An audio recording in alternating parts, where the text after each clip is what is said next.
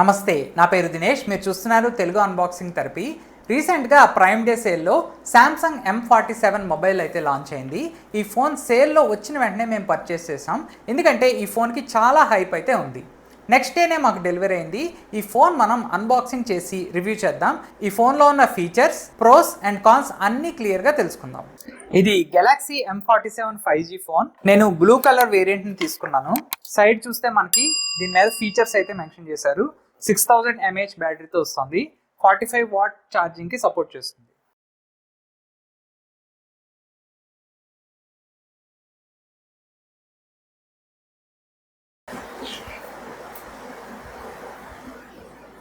ఇందులో మనకి red colour variant కూడా అవైలబుల్గా ఉంది.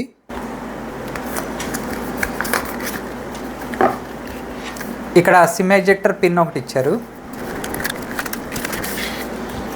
లీఫ్లెట్స్, అలాగే మనకి type C to type C cable కూడా ఇచ్చారు. ఈ ఫోన్లో మనకి 6.7 inch full HD IPS display అయితే వస్తుంది. 120 Hz రిఫ్రెష్ రేట్తో ఉంటుంది. ఇది ఒక AMOLED డిస్ప్లే. ఈ ప్రైస్ రేంజ్లో ఇప్పుడు చాలా ఫోన్స్ మనకి LCD డిస్ప్లేతో వస్తున్నాయి, బట్ ఈ పర్టికులర్ ఫోన్ మనకి AMOLED డిస్ప్లేతో తెచ్చారు. ఇందులో మనకి స్నాప్డ్రాగన్ 6 Gen 3 ప్రాసెసర్ అయితే ఉంటుంది. ఇది ఒక మిడ్ రేంజ్ సెగ్మెంట్ ప్రాసెసర్ అని చెప్పొచ్చు. ఇందులో మనకి 3 కెమెరాస్ అయితే ఉంటాయి. ఒకటి 50 మెగాపిక్సెల్ కెమెరా, అది సెంటర్లో ఉంటుంది. Next 5 megapixel camera, 2 megapixel micro camera కూడా ఉంటుంది. ఫ్రంట్ వచ్చేసి మనకి 12 మెగాపిక్సెల్ ఫ్రంట్ ఫేసింగ్ కెమెరా అయితే ఉంటుంది. దీంతో మనం వీడియోస్ కూడా రికార్డ్ చేసుకోవచ్చు. ఎలా చేసుకోవచ్చో కూడా మనం చూద్దాం. ఇది మనకి 6000 mAh బ్యాటరీతో వస్తుంది. 45 వాట్ ఫాస్ట్ ఛార్జింగ్తో సపోర్ట్ చేస్తుంది. ఇది One UI 8.5తో రన్ అవుతుంది. ఇప్పుడు మనం సిమ్ ట్రే ఎలా ఉందో చూద్దాం. సిమ్ ట్రే మనకి ఇలా ఉంటుంది. మనం ఏదో 2 సిమ్స్ వేసుకోవచ్చు, లేదంటే ఒక sim or 1 micro SD card అయితే మనం వేసుకోవచ్చు. ఓవర్వ్యూ చూసుకుంటే మొత్తం అంతా కూడా మనకి ప్లాస్టిక్ బాడీయే ఉంటుంది. సైడ్ ఫ్రేమ్ కూడా కొంచెం మెటల్లా అనిపించినా కూడా ప్లాస్టిక్ బాడీ ఇది. డిస్ప్లే అయితే చాలా క్లారిటీగా చాలా బాగుంది. పైన చూస్తే మనకి నాయిస్ క్యాన్సిలేషన్ మైక్రోఫోన్ అని అయితే ఉంటుంది. కింద మనకి ప్రైమరీ మైక్రోఫోన్, ఛార్జింగ్ పోర్ట్, అలాగే స్పీకర్ గ్రిల్ అయితే ఉంటుంది. మా దగ్గర ఉన్నది బ్లేజ్ బ్లూ కలర్ వేరియంట్. చూడడానికి చాలా అట్రాక్టివ్గా అయితే ఉంది. ఇందులో మనకి ఇంకొక కలర్ కూడా ఉంటుంది, రోగ్ రెడ్ కూడా ఉంటుంది. అది కూడా చాలా బాగుంటుంది. అయితే బ్యాక్ ప్యానల్కి మ్యాట్ ఫినిష్ లేదు, ఫింగర్ ప్రింట్స్ త్వరగా పడుతున్నాయి. లైట్ పడినప్పుడు బ్యాక్ సైడ్లో కొంచెం రిఫ్లెక్షన్ కూడా ఇస్తుంది. శాంసంగ్ అఫీషియల్గా బ్యాక్ మెటీరియల్ గురించి క్లియర్గా మెన్షన్ చేయలేదు, కానీ చేతిలో పట్టుకున్నప్పుడు ఇది ప్లాస్టిక్ ఫీల్ అయితే ఉంది. కెమెరా మాడ్యూల్స్ చుట్టూ కూడా ఫోన్ కలర్కి మ్యాచ్ అయ్యే సేమ్ కలర్ని రింగ్స్లా ఇచ్చారు. దాంతో ఓవరాల్ డిజైన్ క్లీన్గా స్టైలిష్గా కనిపిస్తుంది. ఈ ఫోన్లో ప్లాస్టిక్ ఫ్రేమ్నే ఇచ్చారు, కానీ ఫ్రంట్ సైడ్లో Gorilla Glass Victus plus protection అయితే ఉంది. ఈ ప్రైస్ రేంజ్లో జనరల్గా మనకి గొరిల్లా గ్లాస్ 7i లేదా అంతకంటే బేసిక్ గ్లాస్ ప్రొటెక్షన్ మాత్రమే కనిపిస్తుంది. వాటితో కంపేర్ చేస్తే విక్టస్ ప్లస్ చాలా బెటర్ ప్రొటెక్షన్. డిజైన్ విషయానికి వస్తే సేమ్ బాక్సీ డిజైన్లో వస్తుంది. ఫోన్ కొంచెం బిగ్గా హెవీగా అనిపిస్తుంది, కానీ ఇందులో 6000 mAh బ్యాటరీ ఉందని కన్సిడర్ చేస్తే ఓవరాల్ వెయిట్ యాక్సెప్టబుల్గానే ఉంటుంది. పర్ఫార్మెన్స్ గురించి మాట్లాడితే ముందు డిస్ప్లే గురించి చెప్పాలి. డిస్ప్లేలో కలర్స్ చాలా వైబ్రెంట్గా కనిపిస్తున్నాయి. బ్రైట్నెస్ కూడా చాలా బాగుంది.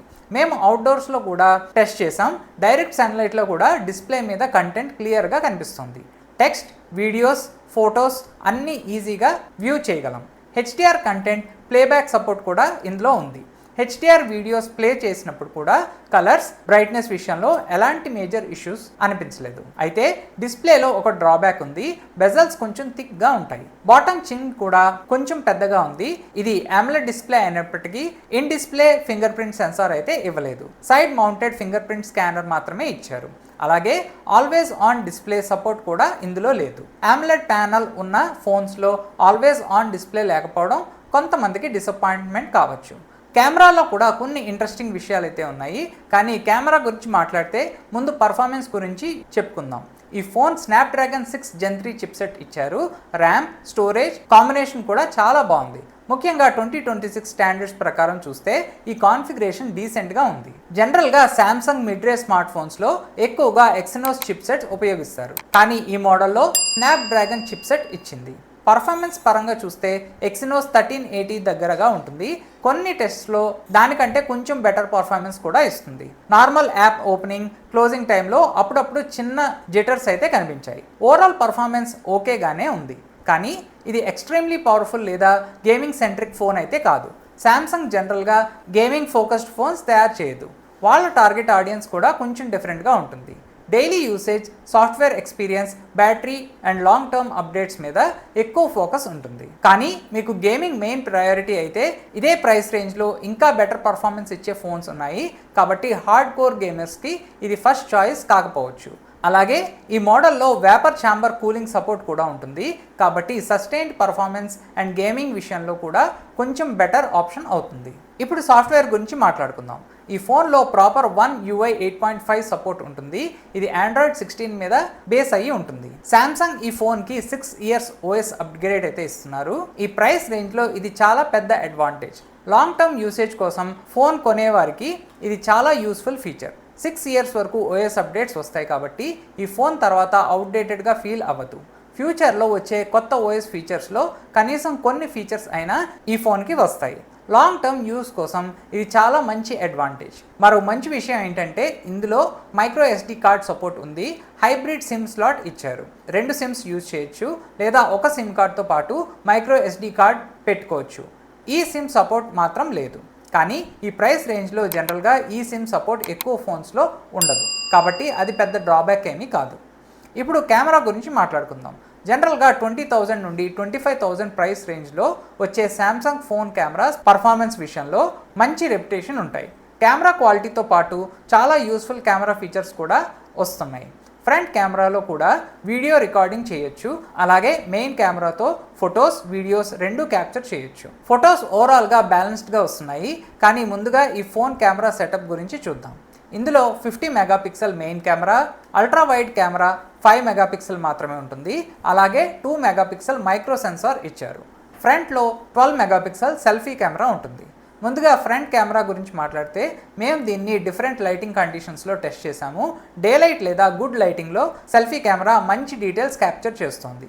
స్కిన్ టోన్స్ కూడా న్యాచురల్గా మేనేజ్ చేస్తుంది. ఈ విషయంలో పెద్దగా కంప్లైంట్ ఏమీ లేదు. కానీ లో లైట్ కండిషన్స్లో సెల్ఫీస్ కొంచెం సాఫ్ట్గా వస్తున్నాయి. డీటెయిల్స్ కూడా తగ్గిపోతున్నాయి. మెయిన్ కెమెరా విషయానికి వస్తే డే లైట్లో తీసిన ఫొటోస్లో డీటెయిల్స్ డీసెంట్గా ఉన్నాయి. కలర్స్ కూడా బాగానే మేనేజ్ చేస్తుంది. డైనమిక్ రేంజ్ కూడా సాటిస్ఫాక్టరీగానే ఉంది. 5 మెగాపిక్సెల్ అల్ట్రా వైడ్ కెమెరా నుంచి చాలా ఎక్కువ డీటెయిల్స్ ఎక్స్పెక్ట్ చేయలేము. అయినా కూడా కలర్స్ మాత్రం మెయిన్ కెమెరాకి దగ్గరగా మెయింటైన్ చేస్తుంది. కానీ ఓవరాల్ డీటెయిల్ యావరేజ్గానే ఉంటుంది. 2 మెగాపిక్సెల్ మ్యాక్రో కెమెరా మీద కొన్ని ఫొటోస్ అయితే తీస్తున్నాను, చెక్ చేయండి. పోర్ట్రేట్ ఫొటోస్ తీసేటప్పుడు సబ్జెక్ట్ నుంచి కొంచెం డిస్టెన్స్లో ఉంటే ఎడ్జ్ డిటెక్షన్లో కొన్ని ఇష్యూస్ కనిపించాయి. హెయిర్ ఎడ్జెస్ లేదా బాడీ అవుట్లైన్స్ దగ్గర బ్యాక్గ్రౌండ్ సెపరేషన్ పర్ఫెక్ట్గా ఉండడం లేదు. మరో లిమిటేషన్ ఏంటంటే పోర్ట్రేట్ ఫొటోస్ని 2x జూమ్లో క్యాప్చర్ చేయలేం. Software based 2x portrait options కూడా ఇందులో లేదు. ఓవరాల్గా ఫోటో క్వాలిటీ గురించి చెప్పాలంటే డే లైట్ కండిషన్స్లో డీసెంట్ రిజల్ట్స్ వస్తాయి. ఎక్స్ట్రాడినరీ కెమెరా పర్ఫార్మెన్స్ అని మాత్రం చెప్పలేం. కానీ నార్మల్ సోషల్ మీడియా యూసేజ్ కోసం ఓకేగానే ఉంటుంది. లో లైట్ ఫోటోగ్రఫీలో మాత్రం ఇమేజెస్ చాలా సాఫ్ట్గా వస్తున్నాయి. డీటెయిల్స్ కూడా నోటిసబుల్లీ తగ్గుతున్నాయి. ఇది మేము టెస్టింగ్లో క్లియర్గా నోటీస్ చేసాం. వీడియో రికార్డింగ్ విషయానికి వస్తే మెయిన్ కెమెరా 4K 30 FPS వరకు రికార్డ్ చేస్తుంది. కానీ వాకింగ్ చేస్తూ వీడియో షూట్ చేసినప్పుడు స్టెబిలైజేషన్ అంత స్ట్రాంగ్గా అనిపించలేదు. ఫుటేజ్లో కొంత షేక్ అయితే వస్తుంది. ఫ్రంట్ కెమెరా మాత్రం 4K వీడియో రికార్డింగ్ సపోర్ట్ చేయదు. మ్యాక్సిమం 1080p 30 FPS వరకు మాత్రమే వీడియో షూటింగ్ చేయొచ్చు. ఓవరాల్గా శాంసంగ్ M47 స్మార్ట్ ఫోన్ని ఇంట్రెస్టింగ్ ప్యాకేజ్గా తయారు చేసింది. ఈ ప్రైస్ రేంజ్లో వేరే బ్రాండ్స్ ఆఫర్ చేయని కొన్ని ఇంపార్టెంట్ ఫీచర్స్ ఉన్నాయి. అదే టైంలో కొన్ని ఏరియాస్లో కాస్ట్ కటింగ్ కూడా క్లియర్గా కనిపిస్తోంది. ఫోన్ని రెగ్యులర్గా యూజ్ చేసి టెస్ట్ చేసినప్పుడు ఆ కాంప్రమైజెస్ మనకి ఈజీగా అర్థమవుతాయి. బ్యాటరీ విషయానికి వస్తే ఇందులో 6000 mAh బ్యాటరీ ఉంది.